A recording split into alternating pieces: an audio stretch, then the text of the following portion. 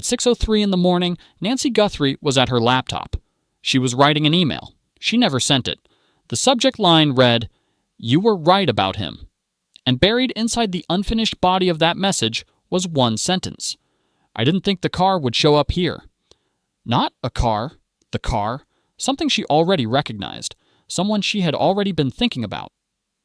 9 minutes later, at 6:12 a.m., Doi cell tower data placed a device registered to a man named Shaney, whose first name appears inconsistently across reports and has not been formally confirmed in public filings, within close range of Nancy's home. That device stayed in range until at least 8:03 a.m.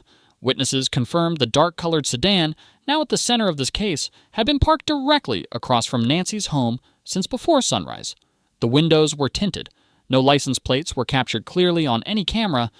No face was distinguishable. Police initially dismissed that vehicle as unrelated to the disappearance, but here is where it gets important. 3 days into the investigation, an independent automotive expert reviewed enhanced footage and identified the alloy wheel pattern. The rims matched a limited edition European import, a model described as rare in that area. And the name Shenny, a businessman known for luxury vehicle imports, surfaced in connection with that exact model. Back to the house. At 7:39 a.m., the security system inside Nancy's home was manually disabled. No alarm triggered, no notification sent.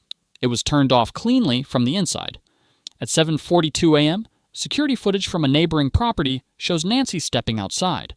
The street is empty. No pedestrians, no passing traffic. She pauses, and in the final confirmed seconds of that footage, she appears to glance toward the sedan. Then, she walks out of frame.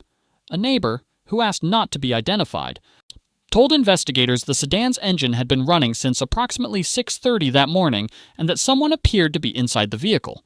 By 7:58 a.m., cell tower data shows the device registered to Shaney disconnected from the nearest tower for exactly 4 minutes.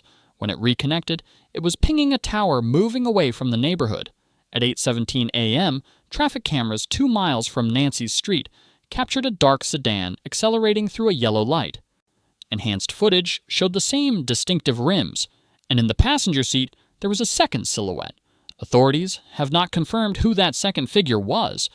At 9:02 a.m., a corporate card linked to Shenny's company was used at a gas station 2 towns over. Security cameras there captured a dark sedan on the forecourt briefly. The driver's face was obscured. The footage was grainy. That is the confirmed sequence of one morning. And this is the detail that everyone is glossing over. The email was timestamped 6:03 a.m. The sedan, according to witness accounts and cell data, was already in position by that time. Nancy was not writing about a car she had just noticed. She was writing about a car she had been expecting, or at the very least, a car whose arrival she had already feared was possible. You were right about him. That subject line is a reply to a prior conversation. There is someone else in this picture, someone who warned Nancy before any of this happened, and that person has not been publicly named, identified, or questioned on camera in any reporting I have seen. Here is what no official has explained publicly. Who was that email addressed to? The draft was never sent, but a recipient field exists. If investigators recovered that laptop, they recovered that field. That answer has not been made public, but here is where it gets stranger. The security system was disabled at 7:39 a.m. Nancy stepped outside at 7:42 a.m. That is a 3-minute window with no verified account of what happened inside that house. There was no forced entry, no sign of a struggle, no tampering. Whatever took place in those 3 minutes was either entirely voluntary on Nancy's part, or it was made to look that way. When confronted with the findings connecting him to the area that morning, Shenny's legal team issued a statement. It read that Mr. Shenny denies any involvement in Nancy Guthrie's disappearance and that any suggestion otherwise is speculative and unfounded. That statement addressed the car. It did not address the cell tower data. It did not address the company card receipt at 9:02 a.m. And it did not address why a device registered to Shenny was within range of Nancy's home for nearly 2 hours that morning. The part that still has no official answer is the 4-minute cell disconnection at 7:58 a.m. Investigators are reportedly examining whether a signal jamming device was used, something capable of disrupting location tracking temporarily. That has not been confirmed. But the timing of that disconnection sits precisely in the window between Nancy's last confirmed sighting and the sedan appearing on traffic cameras 2 miles away. 4 minutes. In a case where 3 minutes inside a house may have changed everything, 4 minutes of missing cell data is not a footnote. Now let me be clear about what the confirmed facts do not tell us, because there is a version of this that looks very different depending on how you read it. Shenny has not been named as a suspect. That is not a technicality. It reflects the actual confirmed status of this investigation. His company issued a follow-up statement urging the public not to engage in speculation. That is a measured legal position, and in the absence of charges, it deserves to be treated as such. The rim identification came from an independent automotive expert reviewing enhanced footage, not from forensic confirmation of the vehicle's registration or VIN. A wheel pattern matching a rare European import narrows the field. Does not close it. The cell tower data places a registered device near the location. Does not place a person there. Devices can be carried by others. They can be left in vehicles. Cell tower proximity, particularly in a dense area, all covers a radius that may include multiple properties and streets. The gas station receipt is linked to a corporate account, not to an individual. A company card is not evidence of who held it that morning. But here is where it gets more complicated, because the confirmed evidence does not point cleanly in any single direction either. Nancy made 2 calls to an unknown international number 3 days before she disappeared. Both under 2 minutes, both late at night.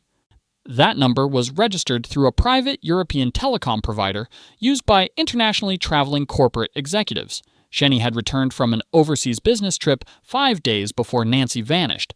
The transcript does not confirm those calls were to Shenny or anyone connected to him. That connection has not been established. But those calls happened, and to a number that has not been publicly identified. A private investigator hired by Nancy's family has claimed there may be financial records linking Nancy and Shenny through a third-party investment entity. That claim is unconfirmed, but a PI does not make that statement publicly without a basis for it. And the fact that Nancy's family hired one at all tells you they are not satisfied with where the official investigation stands. As of the latest confirmed information, Nancy Guthrie is still missing. There have been no confirmed sightings. No ransom demands. No digital activity traced to her after the morning she disappeared. Investigators have not officially named anyone as a suspect. Nancy's family has made a public appeal urging anyone with information to come forward. Shenny's social media accounts went inactive after this story became public. There has been no press conference, no public appearance, and no direct statement beyond what his legal team has issued in writing. The email on Nancy's laptop, the one she never sent, the one time-stamped 9 minutes before that sedan was in position, sits at the center of everything. Because if she knew that car was coming, then someone else knew it too. Someone she was writing to. Someone she trusted enough to say, "You were right." That person has not spoken publicly. That person has not been identified in any report.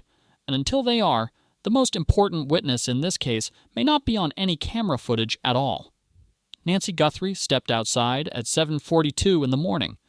Her security system had been off for 3 minutes. The street was empty, and whatever she walked into, she may have seen it coming. The question that remains is whether anyone with answers is still choosing to stay silent.